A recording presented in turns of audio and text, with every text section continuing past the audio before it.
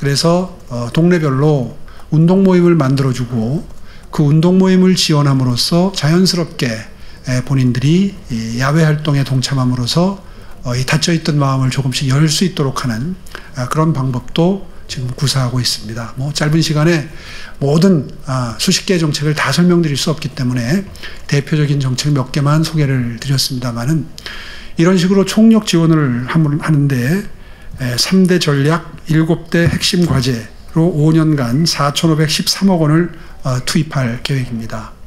아마 전 세계 지자체 중에 이 정도 체계적으로 그리고 특정 부서가 아닌 모든 부서가 함께 협업을 해서 공동의 프로젝트로 문제점을 인식하고 해결책을 도모하는 이런 사례는 아마 전 세계 최초가 되지 않을까 싶고요. 상당한 효과가 이미 나타나기 시작했습니다. 서울시는 적어도 이 서울 연결 처방이라고 하는 이런 처방에 대해서 정말 진심으로 최선을 다할 생각이고요.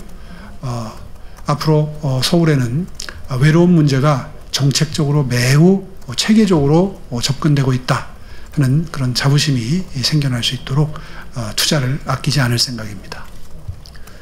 질의하실 기자님 손 들어주십시오. 블룸버그 최수영 기자님. 네, 시장님 감사합니다. 블룸버그 최수영입니다. 그 헌재 결정으로 혹시 조기 대선이 확정될 경우 출마할 의사가 있으신지 궁금하고요. 한국 주식시장에서 이제 코리아 디스카운트 문제가 해소되지 않는 원인을 좀 어떻게 분석하고 계신지, 민주당에서 추진하는 상법 개정안에 대해서 또 어떤 생각을 갖고 계신지 말씀해 주시면 감사하겠습니다. 예, 저로서는 현직 시장으로서 시정에 전념하고 있는 입장이기 때문에 대선 출마에 대한 언급은 가급적 자제하는 편입니다. 양해해 주시기 바라고요. 그 질문에 대한 답변은 아마 헌재 결정이 나온 이후에 그때 상황을 보아서 명확하게 답변 드릴 수 있을 것 같습니다. 두 번째 질문은 다행스럽게도 지금 절대 다수 의석을 차지하고 있는 민주당이 조금 변화 조짐을 보이고 있습니다. 어제 오늘 뉴스를 통해서 우리가 다 함께 지켜봤지만 이재명 대표가 갑자기 매우 자유시장 경제 질서에 친화적인 행보를 시작을 했습니다. 아마 이 탄핵 정국 이후에 본인의 지지율이 일정 박스권에 갇혀 있다는 그런 그 현실을 반영한 표면적인 변화라고 저는 생각을 합니다.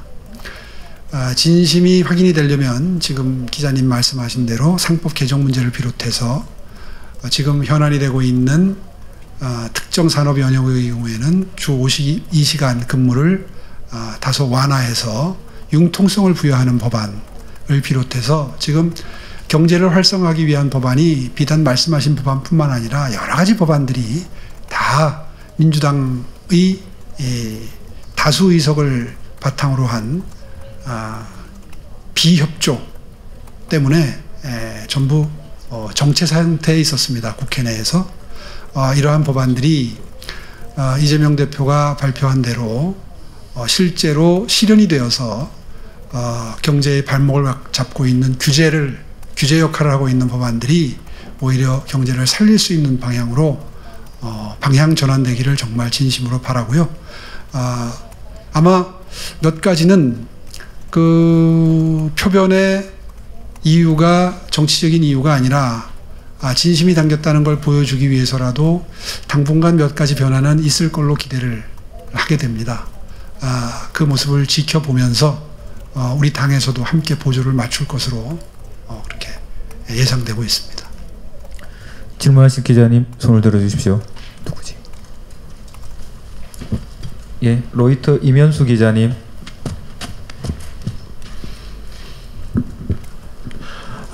시장님께 관광업 관련해서 질문을 저도 드리고 싶은데요. 일단 아까 말씀해주셨던 것처럼 안전에 당장 위협이 없는 것은 사실이지만 안전에 위협이 없다고 해서 관광이 즐거웠다는 뜻은 또 아닌 거잖아요. 그래서 불편함, 불안함을 겪는 관광객들이 많고 저도 가끔 이메일을 통해서 방문해도 괜찮은지 여쭙는 분들이 계신데 시장께서는 지금 방문해도 좋은 시간을 보낼 수 있다고 생각하시는지 정말 궁금하고요.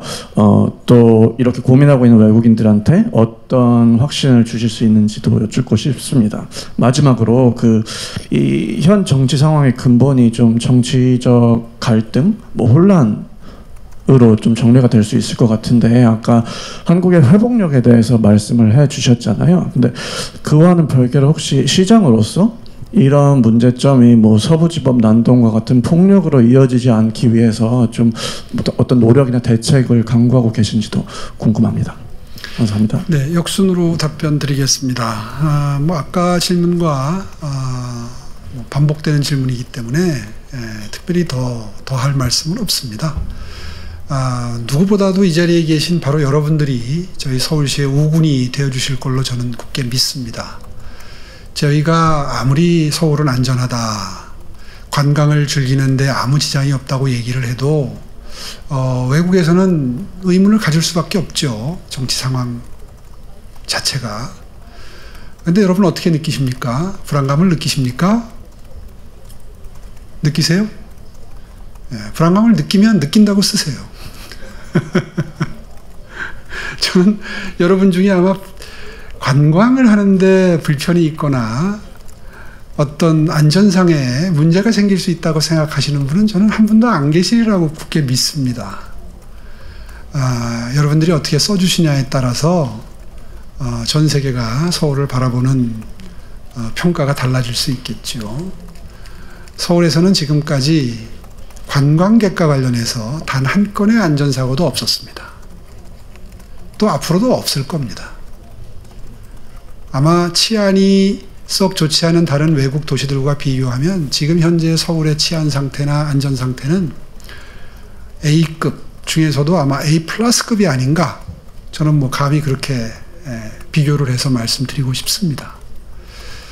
그런 점을 자연스럽게 표출시킨다면, 요즘에는 과장이나 거짓말이 쉽지가 않은 것이요. 이 인스타와 같은 개인의 판단과 생각을 실시간으로 전 세계에 송출할 수 있는 수단이 있기 때문에 저희가 별도의 홍보 계획을 세우지 않아도 아마 충분히 서울의 이 안전한 상태가 전 세계로 공유될 수 있다고 저는 굳게 믿습니다. 따라서 그 문제에 대해서 서울시가 초기에 계엄 전국 초기에 아까 언급해 주신 대로 각국의 서울은 안전합니다 말씀드린 이후에 별도의 행보나 노력을 기울이지 않는 것은 그만큼 자신이 있다는 뜻으로 해석을 해 주셔도 좋겠습니다. 네. CBS 권세영 기자님. 안녕하세요. 저희가 많이 문 좀 닫아줘요. 경제라든지 관광에 대해서 많이 질문을 해서 아까 일부에서 있었던 내용에 대해서 조금 더 궁금했는데요. 하나는 그 감사의 정원 부분에서 오랫동안 말씀하셨는데 이게 어떤 연유에서 이게 만들어지게 됐는지, 조성이 됐는지, 그리고 유대감과 공감이 될 수 있는 공간을 만드시겠다고 하셨는데 이 시간에 따른 실시간으로 소통할 수 있는 미디어 이런 것들 말씀을 하셨는데 이거를 과연 그 여러 나라들로부터 어떻게 하면은 이거를 참여하도록 어떻게 유도하실 건지 그런 거에 대해서 좀 더 궁금합니다. 아까 설명을 다 드린 바기 때문에 다시 반복해서 중복적으로 설명드리지는 않겠습니다. 대한민국의 오늘이 있기까지 정말 큰 신세를 외국 나라들에게 진 부분이 있다면 광화문 광장에 설치되는 22개국 나라들의 피를 흘린 도움이었고요. 일부에서는 이것을 굳이 광화문 광장에 만들 필요가 있느냐 이제 이런 반론을 제기하고 있습니다. 근데 저는 꼭 광화문 광장이라야 된다고 생각합니다. 전쟁기념관이나 아니면은 서울 이외의 지역의 유엔 군 또 6.25 전쟁 희생자들의 그 묘비, 묘소 이런 것들이 설치된 데가 있습니다. 그런데 그런 곳은 일부러 찾아가야 길일 수 있고 추모할 수 있습니다. 근데 광화문 광장은 대한민국의 관광을 온 관광객들이라면 적어도 한 번은 찾을 확률이 매우 높은 공간입니다. 실제로 필수 코스죠, 관광객들에게는. 그런 공간에 와서 기대 밖에 대한민국의 그 나라들에 대한 감사의 마음을 표출하는 공간을 발견했을 때 느낄 수 있는 그 감동은 아마 그 무엇과도 비교할 수 없을 정도로 큰 감동이 될 거라고 저는 확신하고요. 그런 의미에서 처음에 발표했을 때부터 뭐 태극기 프로젝트를 뭐 철회하고 이걸로 바꿨다 뭐 이런 기사도 어제 오늘 났는데, 처음에 발표할 때를 보면 거기에 이 22개 국기가 그때도 있었어요. 예, 갑자기 프로젝트가 이렇게 바뀐 게 아닙니다. 처음부터 태극기를 좀 더 높이 세우고 그 공간에 22개국 국기를 개양함으로써 이 똑같은 그 자유민주주의의 고마움, 대한민국 생존에 바쳐진 희생에 대한, 헌신에 대한 감사함, 그걸 보여줌으로써 자유민주주의 체제의 우월성, 이런 것들을 세계에 보여주고 싶었다는 그런 기획은 똑같습니다. 그런 관점에서 아까 지켜보셨겠습니다마는 이번 설계안은 매우 탁월한 그런 저희가 보여주고 싶었던 모습들을, 또 가치를 매우 효율적으로 보여주는 공간이 선정이 됐다, 이런 자부심을 가지고 있고요. 석재를 기증받는다든가 제공받는다든가 혹은 동영상 콘텐츠를 제공받는다든가 하는 것은 아마 거의 문제가 없을 겁니다. 저희가 이 제안을 벌써 몇 개월 전부터 각국 대사관에 전달한 바가 있습니다. 그러니까 오늘 아침에 처음으로 전달한 게 아니에요. 꾸준히 실무적인 논의를 진행을 시켜왔고, 다만 그동안은 설계안이 확정이 안 돼 있었기 때문에 어느 공간에 어떻게 표출할지를 설명드리기가 어려웠던 겁니다. 그런데 드디어 이제 지상 공간은 어떻게, 지하 공간은 어떻게 구성하겠다는 안이 비로소 공개할 수 있는 시점이 됐기 때문에 이제 오늘 본격적으로 첫 제안을 드리는 모양새가 됐을 뿐입니다. 그동안의 각국 대사관의 반응은 매우 호의적이었고요. 아마 이 프로젝트가 그 22개국의 어떤 그 협조의 지연 때문에 불편을 겪는 일은 없을 거라고 저는 예측할 수 있습니다. 예, 요미우리 신문의 나카가와 다케시 기자님, 죄송합니다. 이런 발음이죠.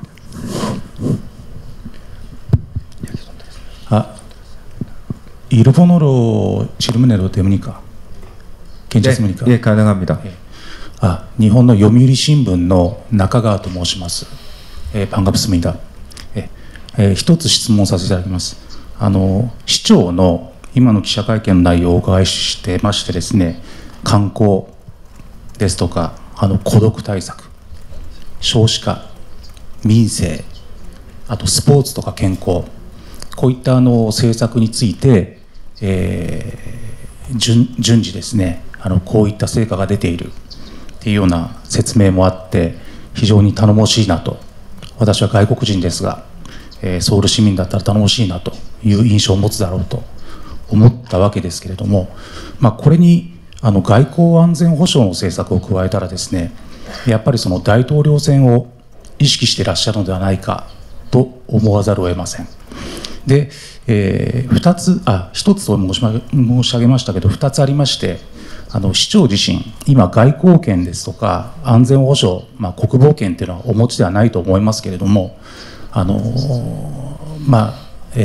交について、どのようなスタンスをお持ちなのか、特に私は日本のメディアなので、日本に対してどのような外交を姿勢を持っていらっしゃるのか、っていうことをお伺いしたい。そして、短期的に大統領選に出るかどうかっていうわけではなくて、将来的にやはり目指す考えはお持ちなのかっていうのをお伺いしたいです。예, 좋은 질문 감사합니다. 지금 질문 중에 외교, 국방, 안보에 대해서는 없다 이렇게 표현하셨는데 부분적으로는 맞고 부분적으로는 틀린 말씀이십니다. 저는 서울 통합방위회의 의장입니다.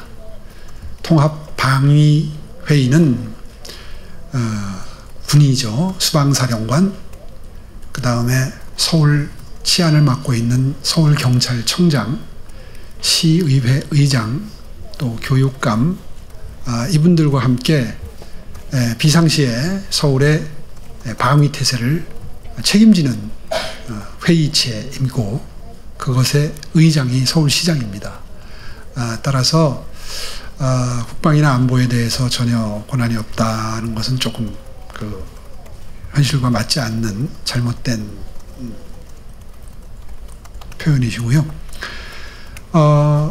그렇기 때문에 서울시는 작년에만 해도 3번의 국방 안보 관련 포럼을 개최를 했었습니다. 현대전은 핵폭탄도 무섭지만 핵폭탄은 지나치게 인명살상 효과가 광범위하고 매우 치명적이기 때문에 오히려 실전에서 사용하기에는 한계가 있는 지나치게 치명적인 무기지요. 그래서 현대전에서 가장 크게 인명을 살상하지 않으면서 피해를 볼 수 있는 무기 형태가 EMP탄입니다. 말하자면 갑자기 블랙아웃을 시켜버리는 거죠. 그러니까 전기 전자제품이 전부 일시에 망가지는 겁니다. 예를 들면 이런 정도의 공격만으로도 상당히 치명적인 피해를 입게 됩니다.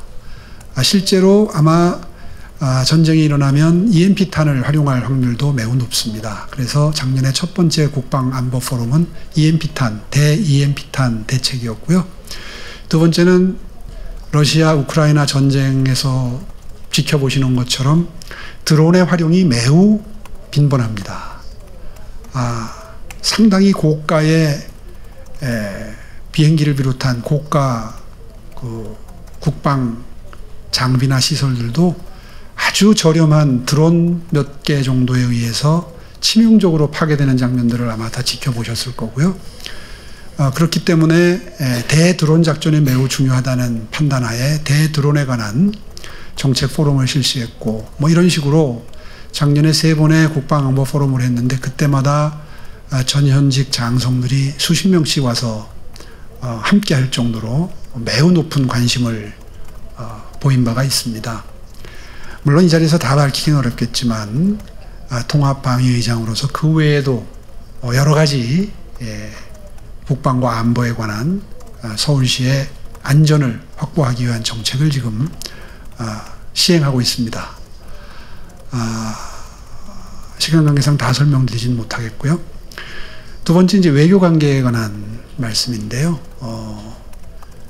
서울시의 외교가 굉장히 중요합니다. 도시 간 외교가, 수도 간의 외교가 굉장히 중요합니다. 일본 관계에 초점을 맞추어서 질문을 하셨는데요. 저는 비단 일본뿐만 아니라 주변국 모두와 매우 긴밀한 우호 협력 관계를 유지하는 것이 정말 중요한 가치라는 판단을 하고 있고요. 그러한 제 판단에 근거해서 주변국을 정말 열심히 방문하고 또 우호 친선 관계가 유지 관리될 수 있도록 노력해 왔습니다. 아시다시피 동경을 2번 방문했죠. 제 임기 중에. 도쿄도지사님은 저희 한 번도 안 오셨습니다. 그래도 저희는 열심히 2번씩 찾아갔고요. 북경도 마찬가지고요. 또 그 외에 다른 나라들도 마찬가지입니다. 주변국과 매우 긴밀한 상호 도움을 주고받을 수 있는 관계를 유지 관리한다는 것은 어느 도시의 지도자도 꼭 필요한 마음가짐이라고 저는 생각을 합니다. 그런 의미에서 우호 친선 관계에 대한 저의 깊은 관심을 다시 한번 강조해서 말씀드리고요. 이제 국방 관련해서 아마 핵심적인 질문의 요지는 최근에 트럼프 신행정부가 미국에서 출범을 했습니다. 북한을 뉴클리어 파워라고 표현하는 신임 국방장관, 또 트럼프 대통령도 그런 표현을 한번 했죠. 그것이 우리 한국 정부로서는 굉장히 예상치 못한 표현이었기 때문에 상당한 토론이 있었습니다. 과연 그것이 북한을 핵 보유국으로서 인정한다는 의미를 담은 표현인지 그렇지 않은 건지에 대한 논의도 있었고요. 지금까지 저희가 내린 제가 갖고 있는 판단은 그 이후에 나온 국무장관의 뉴클리어 파워라는 그 표현에 대한 평가가 기존의 한미일이 공유했던 북한의 핵 보유국으로서 인정할 수 없다는 스탠스에서 변화는 없다는 쪽으로 결론이 최근에 났습니다. 따라서 핵 보유 문제에 대해서 기존과 다른 스탠스를 고민할 필요는 없어졌습니다. 일단은. 다만 기존에 제가 주장해 온 것처럼 북한이 이미 상당량의 핵 또 미사일을 보유하고 있는 만큼, 또 그것이 소형 경량화되고 있는 만큼 그에 걸맞는 우리의 대비 태세는 늘 완비되어 있어야 된다고 생각합니다.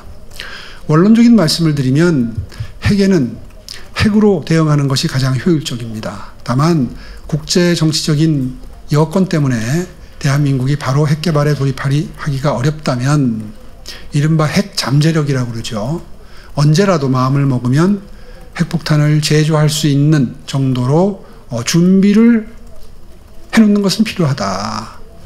그것이 일본 정도 수준이 목표가 될 것이다. 다시 말해서 일본은 핵 재처리를 비롯해서 언제라도 마음만 먹으면 한 6개월 내라고 알려져 있는데 6개월 내에 핵폭탄을 제조할 수 있는 능력을 또 준비를 갖추고 있다고 국제사회가 평가하고 있습니다.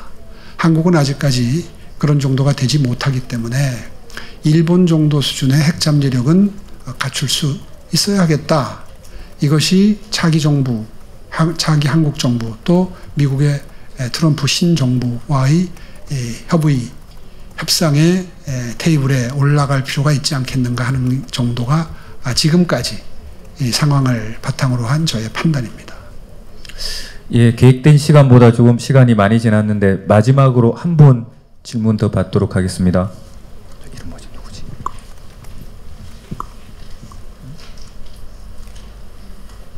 BBC 이용비 기자님.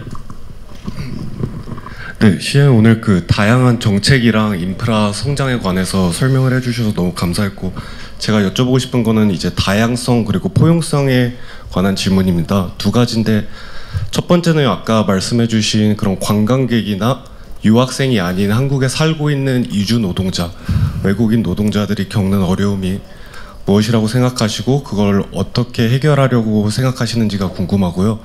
두 번째는 예전에 장애인 이동권 또 탈시설 관련돼서 외신에서도 서울시의 장애인 관련 정책들이 보도가 된 적이 있는데 그 이후로 장애인 인권에 관한 정책에 어떤 변화가 있었고 또 시장님의 개인적인 입장이 어떤지가 궁금합니다. 예, 좋은 질문 감사합니다. 어떤 나라든 어떤 도시든 다양성과 포용성은 늘 추구해야 될 이상적인 가치라고 생각합니다. 특히 한국 사회는 이미 이 특정 분야에 있어서 노동력이 매우 부족한 상황이기 때문에 외국에서 일하러 오신 분들에게 최대한 바람직하고 이상적인 정주 환경을 제공해드리고 그리고 충분히 수입을 확보할 수 있도록 여러 가지 법적인 행재정적인 지원을 하는 것이 꼭 필요하다고 생각하고요. 그런 관점에서 서울에 거주하시는 외국인 노동자들이 한국인들의 이 열린 마음으로 충분히 이 편안한 마음으로 일할 수 있는 근로 환경을 제공하기 위해서 서울시는 늘 부단한 노력을 기울여 왔습니다. 그 부분에 대해서는 의심할 여지가 없고요. 두 번째는 장애인 이동권을 비롯해서 장애인 인권에 관한 말씀이십니다. 잘 아시다시피 장애인 이동권에 대한 아주 극단적인 형태의 시위가 그동안 빈발해 왔는데 작년부터는 조금 많이 자제가 되고 있습니다. 저희들이 장애인 이동권을 주장하는 그분들의 시위나 농성에 대해서 제안을 한 적은 한 번도 없습니다. 다만 그 시위나 의사 표출 형태가 지나치게 과격하다 못해 대중교통에서 정시성을 생명으로 하는 지하철을 지연시키는 형태로 이루어졌기 때문에, 그것도 한두 번이 아니라 뭐 수십 차례 이루어졌기 때문에 그것만큼은 용납할 수 없다는 단호한 의지를 전달을 했고요. 아마 그걸 말씀하시는 걸로 짐작이 되는데, 그 부분에 대해서는 타협의 여지가 없습니다. 그건 분명한 범죄 행위고요. 얼마든지 평화로운 방법으로도 그분들의 요구사항을 정부나 서울시에 전달할 수 있다고 저는 생각을 합니다. 또 하나 그분들의 주장 중에 제일 중요한 게 이동권인데, 이동권과 탈시설인데, 이동권은 뭐 아시다시피 서울의 지하철만큼 또 서울의 저상버스만큼 높은 비율로 장애인 여러분들의 대중교통 접근성이 보장된 나라는 저는 전 세계 찾기 어려울 정도의 수준이라고 생각합니다. 올 연말이 되면 이제 거의 100%가 될 겁니다. 지하철에 그 엘리베이터가 설치되는 비율이요. 그동안 지형적인 난점 때문에 설치 못한 곳까지 올해까지는 다 설치되거든요.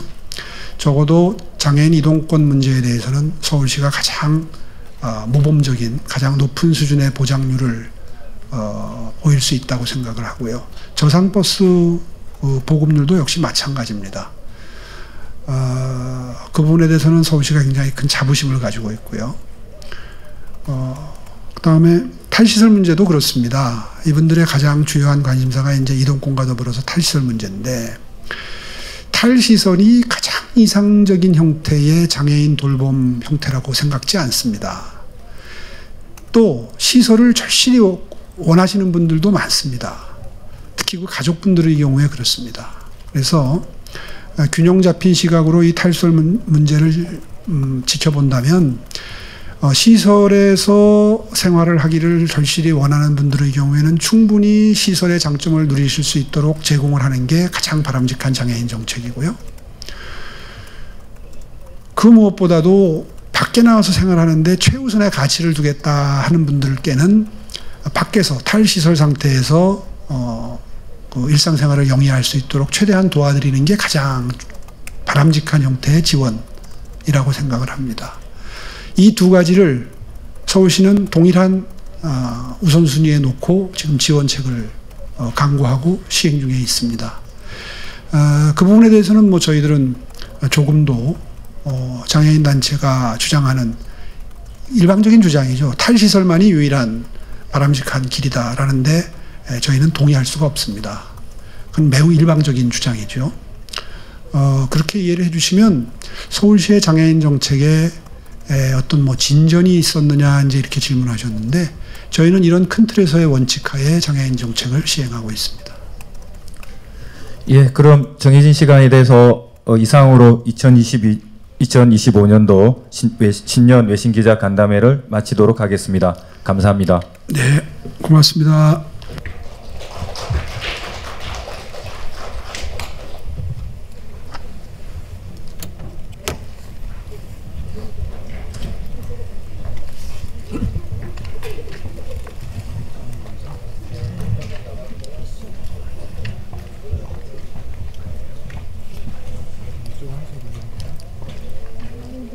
공기를 많이